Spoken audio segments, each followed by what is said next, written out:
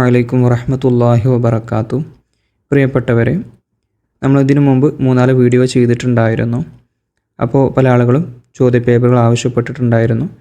5 ചോദ്യപേപ്പർ മുഴുവനായിട്ട് റെഡി ആയിട്ടുണ്ട്. ആവശ്യമുള്ളവർക്ക് താഴെ കമൻറ്റ് ബോക്സിൽ ഞാൻ എൻ്റെ നമ്പർ പിൻ ചെയ്ത് വെക്കുന്നുണ്ട്. അതിൽ കോൺടാക്റ്റ് ചെയ്താൽ മതി കേട്ടോ. അപ്പോൾ നമ്മൾ ഈ പേപ്പർ തയ്യാറാക്കിയത് ഓരോ വിഷയാടിസ്ഥാനത്തിൽ ഓരോ പേപ്പറാണ്.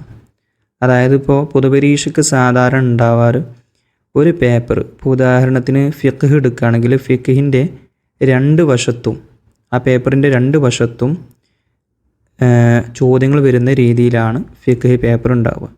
അതേപോലെ തന്നെയാണ് അഖീദയുടെ ക്വസ്റ്റ്യൻ പേപ്പറും 2 ഭാഗത്തും വരുന്ന രീതിയിൽ തന്നെയാണ് ക്വസ്റ്റ്യൻ ഉണ്ടാവുക.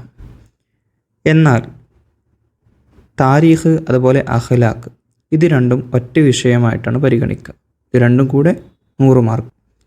എന്നാൽ ഫിഖ് അങ്ങനെയാണ്, 100 മാർക്ക് ഒന്നിച്ചാണ് ഒറ്റ വിഷയമായിട്ട്. എന്നാൽ ഈ 2 വിഷയം കൂടെ കൂടിയിട്ടാണ് 100 മാർക്ക്, താരീഖും അഖ്ലാഖും. അപ്പോൾ ഈ പേപ്പറിൻ്റെ ഒരു വശത്ത് താരീഖും മറ്റേ വശത്ത് അഖ്ലാഖും ആയിരിക്കും. അപ്പോൾ ഒന്ന് കഴിഞ്ഞ ശേഷം അപ്പുറത്ത് എന്തുണ്ടാവും, അടുത്ത പരീക്ഷൻ്റെ ഉണ്ടാവും. ഇതേപോലെയാണ് ലിസാനും തജ്വീദും. ഇത് ഒറ്റ വിഷയമായിട്ടാണ് പരിഗണിക്കുന്നത്. ലിസാൻ ഒരു പുറത്താണെങ്കിൽ മറ്റേ പുറത്ത് തജ്വീദ്, ഈ രീതിയിലാണ് പരീക്ഷ നടക്കുന്നത്. അപ്പോൾ നമ്മൾ തയ്യാറാക്കിയ മോഡൽ പേപ്പർ ഓരോ വിഷയത്തിനും ഓരോ പേപ്പറാണ്. അതായത് കുറച്ച് കൂടുതൽ ചോദ്യങ്ങൾ ഉൾക്കൊള്ളിച്ചിട്ടുണ്ട്. ഫിഖ്ഹിൽ കുറച്ച് ചോദ്യങ്ങൾ കുറച്ചിട്ടാണ് ബാക്കിയുള്ള എല്ലാ വിഷയങ്ങളിലും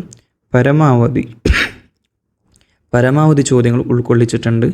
അപ്പോൾ ആവശ്യമുള്ളവർക്ക് താഴെ എന്ത് ചെയ്യാമെന്ന് കമൻറ്റ് ചെയ്യുക, അല്ലെങ്കിൽ താഴെ കമൻറ്റ് ബോക്സിൽ ഞാൻ എൻ്റെ നമ്പർ പിൻ ചെയ്ത് വെക്കുന്നുണ്ട്. അതിൽ മെസ്സേജ് അയച്ചാൽ മതി.